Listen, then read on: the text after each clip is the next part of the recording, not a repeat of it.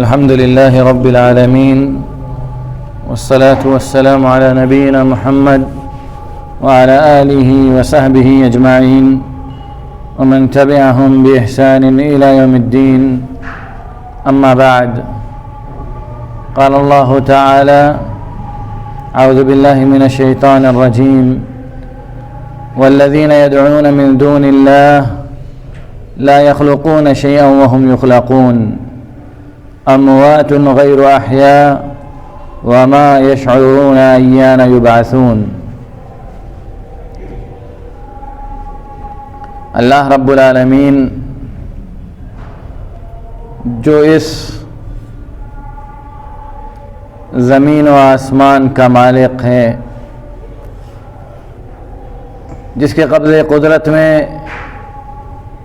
ان کے امور کو چلانے کی طاقت ہے، جس کے حکم سے یہ دنیا چل رہی ہے، اور جب تک وہ چاہے گا تب تک چلے گی. جس دن اس کا ارادہ ہوگا یہ دنیا ختم ہو جائے گی. اور رب العالمین نے اس دنیا کے اندر اپنے جو قوانین، اپنے جو قواعد و ضوابط وضع کیے ہیں، جو کچھ اس دنیا کو چلانے کے لیے اس نے اپنے حاکمانہ اور حکیمانہ تدبیر سے ہمیں طور طریق سکھلائے ہیں. اگر انسان اس پر غور کرے اور ان کے مطابق زندگی گزارے تو یہ یقینی اور حتمی بات ہے کہ انسان کبھی گمراہ نہیں ہوگا. لیکن انسان چونکہ جلد باز ہے، چونکہ انسان ہر چیز میں فوری فیصلہ چاہتا ہے، لیکن رب العالمین نے ہر چیز کو اپنی بنائی ہوئی تقدیر کے مطابق رکھا ہے، اور اسی میں انسان کے لیے بھلائی اور کامیابی ہے، گرچہ انسان اسے دیکھ نہیں پاتا. اللہ رب العالمین سورہ نحل کی ان 2 آیتوں کے اندر کہتا ہے: والذین یدعون من دون اللہ لا يخلقون شیئا وهم یخلقون. کہ اللہ رب العالمین کو چھوڑ کر جو دوسروں کی پوجا کی جاتی ہے، جو دوسروں کی عبادت کی جاتی ہے، جو دوسروں کی پرستش کی جاتی ہے، یہ کن چیزوں کی پرستش کی جاتی ہے، کن چیزوں کی عبادت اور کن چیزوں کی پوجا کی جاتی ہے؟ کیا یہ کوئی ایسی چیز ہے کہ جس کی پوجا کی جائے؟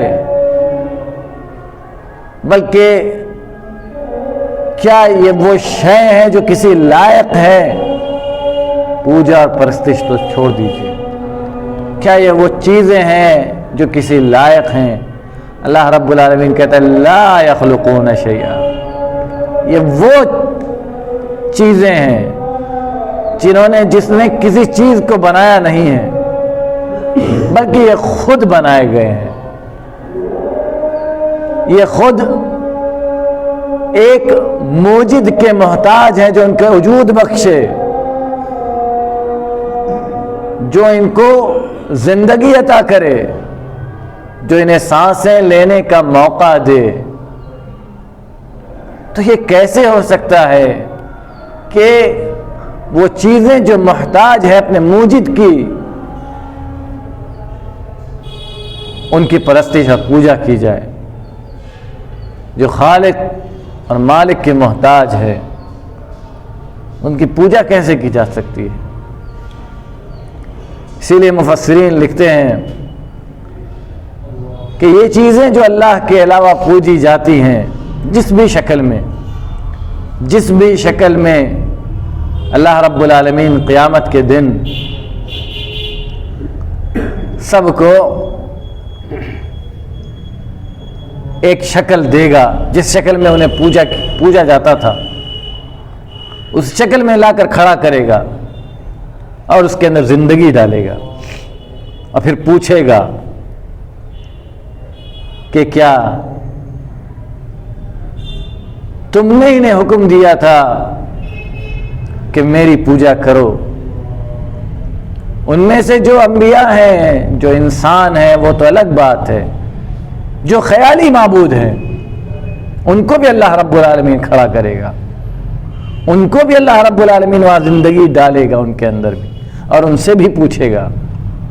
وہ کہیں گے، اور اللہ رب العالمین کہتا ہے ان کے بارے میں کہ اموات غیر احیاء، کہ مر چکے ہیں، یا تو مر چکے ہیں یا ان کا کوئی وجود نہیں. اموات غیر احیاء، جن کو پوجا جاتا ہے، جن کی پوجا کی جاتی ہے، جن کی پرستش کی جاتی ہے. ایک طرف تو وہ موجد کے محتاج ہیں کہ ان کو کوئی وجود بخشے، دوسری طرف وہ وجود میں آ کر ختم ہو چکے، ان کا اب وجود نہیں ہے اس روئے زمین پر، مر چکے ہیں. وما یشعرون ایان یبعثون، اور وہ یہ نہیں جانتے کہ انہیں کب دوبارہ زندہ کیا جائے گا. اللہ رب العالمین سامنے لائے گا ہر اس شے کو جس کی عبادت کی جاتی ہے روئے زمین پر، اور پوچھے گا رب العالمین کہ بتاؤ کہ جو لوگ تمہاری پرستش اور پوجا کرتے تھے ان کے بارے میں بتاؤ، کیا وہ لوگ حد پر تھے یا نہیں؟ ان کے بارے میں بتاؤ کہ کیا تم نے انہیں ایسا کرنے کا حکم دیا تھا؟ وہ ہر چیز میں صرف نہیں میں جواب دیں گے. پہلی بات، کیا تم نے ایسا کرنے کا حکم دیا تھا؟ کہیں گے نہ، ہم تو ان سے مبرہ اور پاک ہیں، ان کی عبادت سے، ان کی پوجا سے، ان کی پرستش سے ہمیں کوئی لینا دینا نہیں ہے. ہم نے انہیں کبھی حکم نہیں دیا کہ تم ہماری عبادت اور پوجا کرو، بلکہ ہم جو روئے زمین پر جو ہمارا وجود تھا وہ زمین پر ایک خادم کی حیثیت سے تھا، ایک مبلغ کی حیثیت سے تھا، ایک پیغامبر کی حیثیت سے تھا. جو لوگ جس حیثیت سے ہوں گے وہ اپنی حیثیت بیان کریں گے. اور پھر جب تو نے ہمیں زمین سے اٹھا لیا تو ان کو تو ہی جانتا ہے. اس وقت رب العالمین کہے گا کہ ان کا حشر و نشر کیا ہونے والا ہے. تب وہ کہیں گے کہ ہمیں نہیں معلوم کہ ہمارا حشر و نشر کب ہوگا، کیسے ہوگا، کیا جزا اور سزا ملے گی، ہم دوسروں کے بارے میں کیسے بتا دیں. یہ ہے ان دو آیتوں کا خلاصہ جو اللہ رب العالمین نے سورہ نحل میں پیش کیا ہے. والذین یدعون من دون اللہ لا يخلقون شیئا وهم يخلقون اموات غیر احیاء وما یشعرون ایان یبعثون. ہر انسان ایک بار اللہ رب العالمین کے سامنے جب وہ بیٹھتا ہے تو اس بات کا اعتراف کرتا ہے کہ الہ العالمین، روئے زمین کی ہر چیز تیری محتاج ہے. چاہے وہ انسان رب العالمین کی پوجا کرے یا نہ کرے، چاہے وہ رب العالمین کی عبادت کرے چاہے نہ کرے، وہ اس کی پرستش کرے چاہے نہ کرے، وہ اس بات کا معترف ہے کہ کوئی نہ کوئی موجد ضرور ہے جس نے اس روئے زمین کو وجود بخشا ہے. اور وہ یہ یقین رکھتا ہے کہ اس دنیا کے اندر جتنی شکلوں میں معبودوں کو بنا کر پوجا جاتا ہے ان کو کوئی بنانے والا ہے. اس لیے مسلمانوں، اپنے آپ میں ایک مرتبہ جھانک کر دیکھو کہ کیا ہم اس موجد کے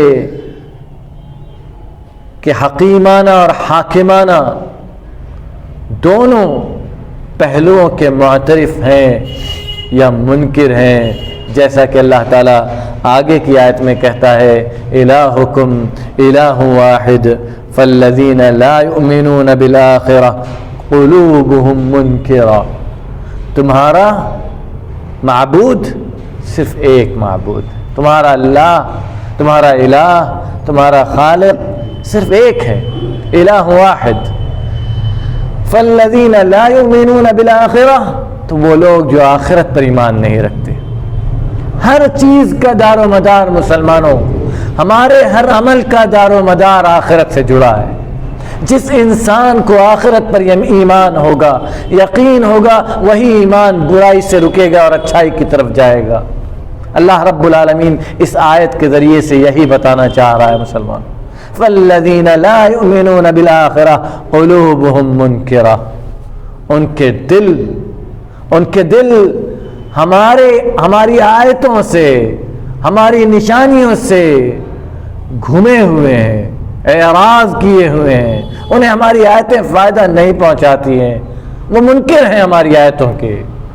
جو لوگ فالذین، جو لوگ بھی آخرت پر ایمان نہیں رکھتے ہیں، وہ اللہ رب العالمین پر کما حقہ یقین نہیں رکھ سکتے۔ ایمان باللہ کا جز ہے اور آخرت پر ایمان لانا۔ اگر ہم اللہ پر ایمان رکھتے ہیں تو ہم آخرت پر بلا شک و شبہ ایمان رکھیں گے۔ اللہ تعالی ہمیں کہنے اور سننے سے زیادہ عمل کرنے کی توفیق عطا فرمائے۔ الہ العالمین، جب تک تو ہمیں اس دار فانی میں زندہ رکھ، اسلام پر، عقیدہ توحید پر زندہ رکھ، جب ہمارا خاتمہ ہو تو خاتمہ بالخیر ہو۔ وصلی اللہ علی نبینا محمد وعلی آلہ وصحبہ وسلم۔ السلام علیکم۔